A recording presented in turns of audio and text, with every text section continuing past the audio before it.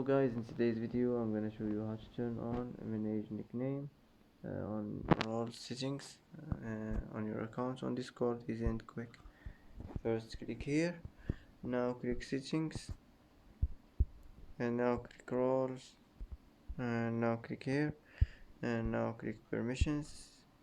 Here, as you see, you will find manage nicknames. Click on it and click save, and that's it. It will be saved, and that's it for today.